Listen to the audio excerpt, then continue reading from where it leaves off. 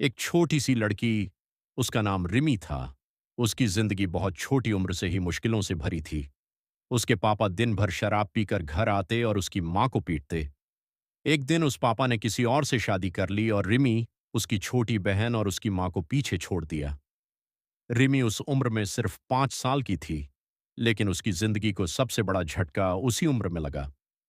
उसकी अपनी माँ भी उसकी दोनों बहनों को छोड़कर किसी और के साथ भाग गई।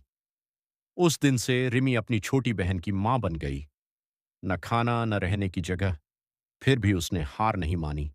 उसने दिन रात लोगों के घरों में काम किया, बर्तन धोए, झाड़ू लगाई, अपनी छोटी बहन को जिंदा रखा। उसने अपने ही सपनों को मार डाला।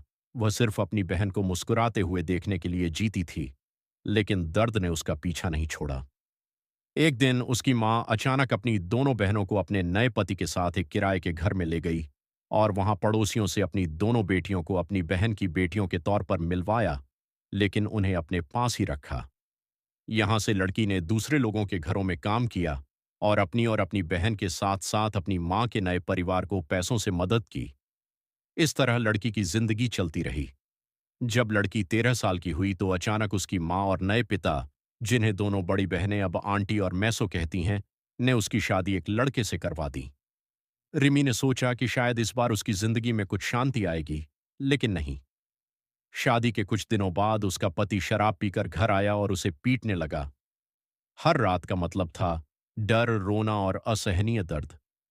फिर भी रिमी चुपचाप सब सहती रही, क्योंकि वह जानती थी कि अगर वह टूट गई तो उसकी छोटी बहन पूरी तरह अकेली हो जाएगी।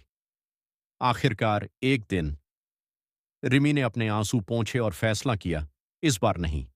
वह अपनी बहन के साथ जीने के लिए एक नई लड़ाई शुरू करती है, क्योंकि जिस लड़की ने बचपन में अपने माता पिता को खोने के बाद भी हार नहीं मानी, उसने जिंदगी से हार मानना भी नहीं सीखा है।